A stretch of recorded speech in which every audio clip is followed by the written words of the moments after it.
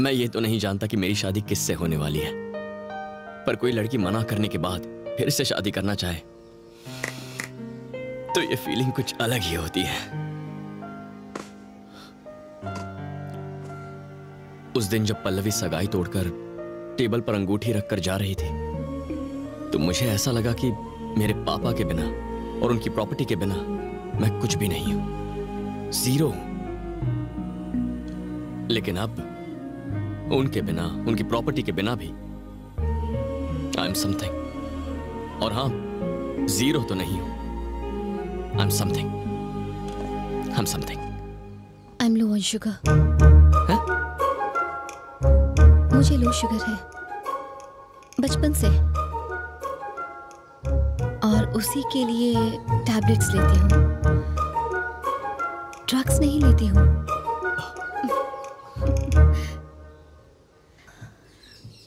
ये सिर्फ वही जानते हैं जो मेरे करीबी होते हैं, जिन्हें मैं चाहती हूँ। ओके, मतलब जो लोग मेरे लिए स्पेशल होते हैं, जैसे कि तुम, लाइक हमारी शादी और बच्चे होने के बाद हो सकता है तुम कहो कि तुमने डायबिटीज वाली बात पहले। What? शादी और बच्चे?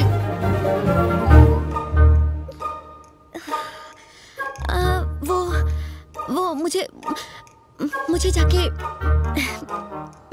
मेकअप करना है। ठीक है।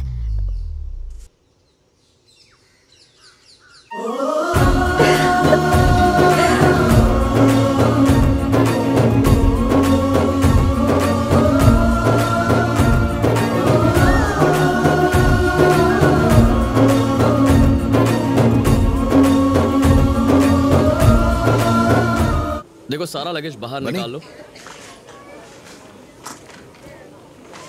सर, ये लो। सर, ये 15 लाख का चेक है, पर आपको तो 10 ही देने हैं। तुम्हें जितना दो उतना कम है बेटा। सर, नो सर, मैं ये नहीं ले सकता सर, प्लीज आप। ये फीस नहीं, मेरा प्यार है, प्लीज। जो अजय सिंह मुझे अपनी बेटी देने वाले थे, परी की स्कूल फीस दे बैठे।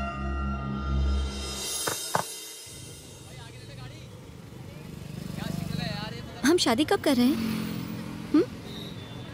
कोई ट्रैफिक में ये बातें पूछता है क्या?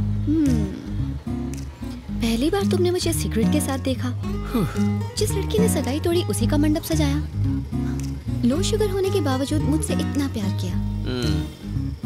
हमारी लव स्टोरी तो सबसे बहुत अलग है। समझ गया। घर आके मेरा हाथ मांगो। इतनी जल्दबाजी ठीक नहीं है। करेक्ट। ऐसे मामलों में फैसले सोच समझ कर करने चाहिए। आज सोचो और कल आ जाओ। बहुत टाइम दे दिया सुबह लक्ष्मी।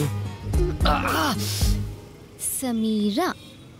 ओके समीरा जी। तुम अब तक आए क्यों नहीं? ट्रैफिक में फंसा हूँ और 2 घंटे लगेंगे। पापा से कहो अपने दामाद का इंतजार करें। ओके। बस पहुंच रहा हूँ। हेलो। शॉक लगा क्या सुबह लक्ष्मी जी? इरिटेट मत करो बनी जी। ठीक है, इरिटेट नहीं करता तुम्हारे पापा से। पहले ही लो शुगर का लोचा है, मिठाई मत खाओ। मेरे मम्मी पापा ऐसे ही बात करते हैं। ओह, तो ये है वो। मेरी हालत उस चूहे जैसी थी जो शेर की गुफा में साइट सीइंग करने जाता है। मैंने अपने दोस्त से कहा कि उसकी बेटी का रिश्ता इससे तोड़ दे और मैं इसे अपनी बेटी दूं। समीरा आपकी बेटी है, पता नहीं था। पता होता तो यहाँ नहीं आते, यही ना। बनी बहुत अच्छा लड़का है पापा। पिता का कर्ज उतारने के लिए इसने सारी प्रॉपर्टी बेच दी। ऐसी बेवकूफी से इम्प्रेस होने की कोई जरूरत नहीं। मैं ही नहीं, पल्लवी भी इससे शादी करना चाहती थी। मैंने नहीं सोचा था कि ये जनरेशन इतनी नासमझ होगी। इंसान पैसा कमाने के लिए ही बना है। महंगी गाड़ी खरीदनी चाहिए, ऐशो आराम की चीजें होनी चाहिए, रहने के लिए ऐसा बड़ा सा एक घर होना चाहिए, और बात करने के लिए ऐसी दीवारें भी होनी चाहिए।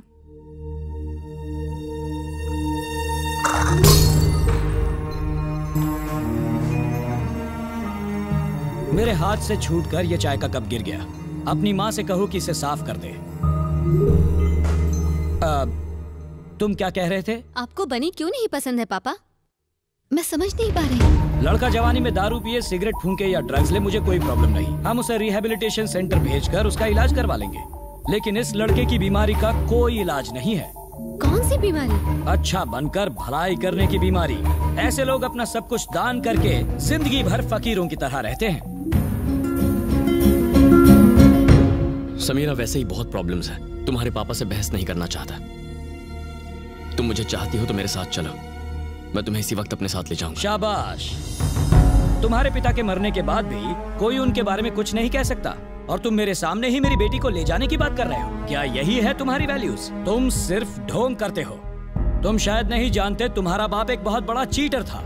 उस वक्त अगर हाथ में चाकू होता तो इसका खून करके शमशान पहुंचा देता और खुद जेल की सलाखों के पीछे होता। मेरा बाप नहीं, मेरे पिता का ही है।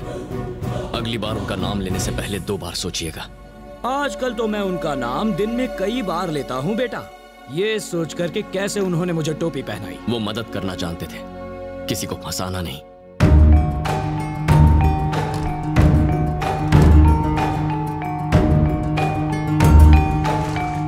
मोहन कुमार मिश्रा बिना प्रूफ के बात नहीं करता। ये प्रॉपर्टी तुम्हारे पिता ने ही मुझे बेची थी। तब इसकी कीमत 10 करोड़ थी, आज 30 करोड़ है। लेकिन इससे जुड़े बाकी सारे पेपर्स देवराज नाम के एक आदमी के पास है, जिसने वहाँ अपना बोर्ड लगाकर उस जमीन पर कब्जा कर लिया है। जब तक मैं तुम्हारे पिता से इस बारे में बात करने पहुँचता, वो इस दुनिया से चले गए। तुम इन पेपर्स को रखकर मुझे मेरे पैसे लौटा दोगे, ये सोचकर मैं तुम्हारे घर आया था। एक ऐसा आदमी जिसे अपने सगे बाप की मौत से ज्यादा फ्लाइट रेट जरूरी थे, वो मेरे पिता के मरने के बाद मेरे घर क्यों आया, मुझे सलाह क्यों दी, ये अब मेरी समझ में आया। उस वक्त तुमने हरिश्चंद्र की तरह अपनी सारी प्रॉपर्टी लोगों में बांट दी और वो बेकार के शेयर्स रख लिए। अब तुम ही बताओ, मुझे ऐसी जमीन बेचने वाले तुम्हारे पिता महान हैं, या अब तक इस बारे में जिक्र तक नहीं करने वाला मैं महान हूँ? जाओ और जाकर शादियां अरेंज करवाओ और चिल्लर कमाओ। वैल्यूज पर प्रवचन देने की कोई जरूरत नहीं। तुमने इतना सब कुछ ये सोचकर किया कि तुम्हारे पिता को कोई गालियां ना दे। अब मैं गालियां दे रहा हूँ, क्या करोगे तुम? लौटाओगे मेरा पैसा? लौटाओगे क्या? पैसा नहीं दे सकता, पर वो प्रॉपर्टी पेपर्स ला कर दूंगा सर। तुम मुझे पेपर्स ला कर दोगे? जानते हो वो पेपर्स किसके पास हैं? देवराज ठाकुर। वो मेरी तरह शरीफ आदमी नहीं जो तुमसे प्यार से बात करेगा। उसका दूसरा नाम ही दहशत है। आसपास के 21 गांवों में उसी का राज चलता है।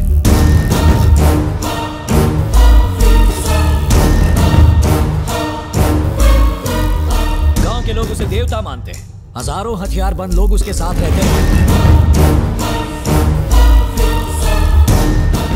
देवराज ठाकुर इंसान के रूप में एक जल्लाद है। जैसे बात करने के लिए लोगों की जबान चलती है, वैसे बात मनवाने के लिए चलता है उसका खंजर। उसकी इजाजत के बिना एक मक्खी तक उसके घर से निकल नहीं सकती। तो वहां से 30 करोड़ की प्रॉपर्टी के पेपर्स कैसे निकालोगे? भले ही रावण के 10 सर थे, उसके साम्राज्य की राक्षस रक्षा करते थे। अशोक वाटिका कहाँ थी किसी को नहीं पता था, लेकिन वहां पहुंचने के लिए भगवान राम ने रास्ता ढूंढ ही लिया। मैं वो पेपर्स लेकर आऊंगा। आज से ठीक 4 हफ्ते बाद उस लैंड का मुआयना करने बैंक ऑफिसर्स आएंगे। तब तक पेपर्स ला पाओगे? हाँ, ले आऊंगा। ठीक 4 हफ्ते बाद। 1 महीना। आज 21 तारीख है, अगले महीने की 20 तारीख तक। अभी दोपहर के 12 बजे। अगले महीने की 20 तारीख को पेपर्स ठीक 12 बजे आपके हाथों में होंगे। अगर तुम पेपर्स ले आए तो वादा करता हूं तुम्हें अपना दामाद बनाऊंगा। मेरे पापा की तस्वीर पर हार चढ़ाना पड़ेगा और सॉरी कहना पड़ेगा।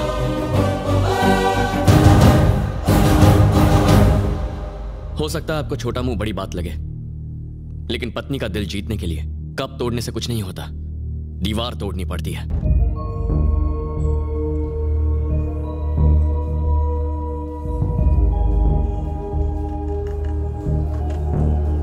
तेरे पिता ने नुकसान उठा के वो जमीन बेची, मोहन कुमार ने अपनी मर्जी से खरीदी। अब तेरे पिता दुनिया में है नहीं, इसलिए वो तेरे पिता को कुछ भी कहें क्या फर्क पड़ता है? रमेश, ये क्या कह रहा है तू? मुझे फर्क नहीं पड़ना चाहिए?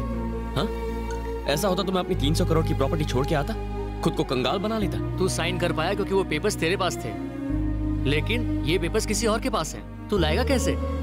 सब तेरे पिता की बहुत इज्जत करते थे, सिर्फ एक आदमी को छोड़कर, और वो है मोहन कुमार मिश्रा, बिजनेस खोपड़ी वाला। उसने अगर कुछ गलत कह दिया तो क्या हो गया? उसकी वजह से तू अपनी जान खतरे में डाल देगा? भगवान राम अगर ये सोचते कि सिर्फ एक आदमी ने उनकी सीता के साथ अन्याय किया है, तो सिर्फ लव और कुश उन्हें भगवान बुलाते, लेकिन आज सब भगवान मानते हैं। वैसे ही मेरे पिता को 100 में से सिर्फ 99 लोग महान कहें ये काफी नहीं है। 100 के 100 लोगों को कहना चाहिए, भले ही 100वां आदमी बिजनेस खोपड़ी वाला मोहन कुमार मिश्रा ही क्यों ना हो, उसे भी ये बात माननी ही पड़ेगी। अगर तू मेरी कुछ मदद कर सकता है तो बता, क्योंकि मैं पीछे नहीं हटने वाला हूं। अरे रुक, बताता हूँ। मैं देवराज के जीजा को जानता हूँ। उसका घर गांव में मेरे घर के पास ही है। मैं उससे बात करूंगा। मैं उससे कहूंगा कि एक पार्टी वो जमीन लेना चाहती है और उससे उसके पेपर्स मंगवाऊंगा। उसके बाद हम ओरिजिनल पेपर्स लेंगे और उसकी जगह डुप्लीकेट। ऐसे मत देख यार, ये डुप्लीकेट पेपर्स ओरिजिनल पेपर्स की जगह पर रख देंगे। तू चीटिंग करवाएगा मुझसे? करेक्ट सर, हमें किसी मीटिंग या इस चीटिंग की अरे जरूरत तुम नहीं रुको। धर्मराज ने लड़ाई जीतने के लिए एक झूठ कहा था और तू अपने पिता के लिए एक छोटी सी चीटिंग नहीं कर सकता? यार जो एग्जाम्पल था वो मैंने दे दिया। हिस्ट्री के बारे में मुझे ज्यादा नहीं पता। अब तू ही बता मैं क्या करूं? तेरे पैर पकड़ लूं? अरे समझने की कोशिश कर, ये रख। परम तू भी जा साथ। अरे वो कोई पार्टी करने जा रहे हो जो मैं उसके साथ मतलब? जाऊं? मैं उसके साथ तो झुमरी तलैया भी चले जा। जाऊंगा। ओह सर, मैं रख देता हूँ।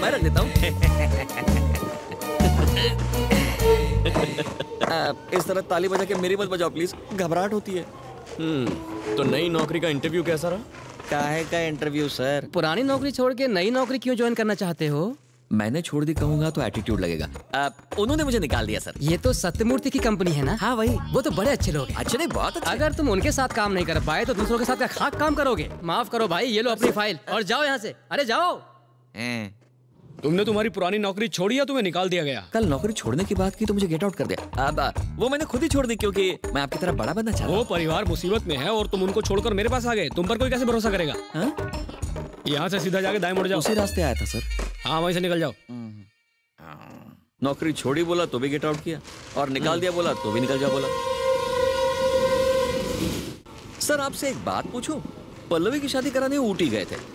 समीरा से शादी करने के लिए वो गांव का नाम क्या है? रेडीरापट्टी। कौन सी रागपट्टी? होगा यार कुछ। हाँ ठीक है, अभी पटरी से मत उतरो। हम लोग देश के बाहर क्यों नहीं निकल जाते? तुम्हें देखते वीजा कैंसिल कर देंगे। क्या? मिर्ची लगी क्या? एक मछली को प्यास, नौकर को मालिक के गद्दे पे नींद और मुझ जैसे को मिर्ची लग के भी लग नहीं सकती। मजाक में 4 स्टेशन निकल गए। Very good realisation. ट्यून मस्त है ना? बकवास है। चेंज करूं? बस करो। स्टॉप करूं? सो पक्का स्टॉप। सो जा।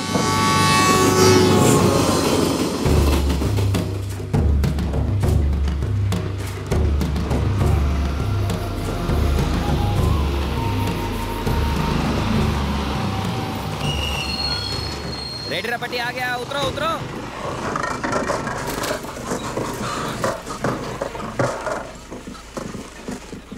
उतरो उतरो। ये सड़क बहुत कड़क है सर।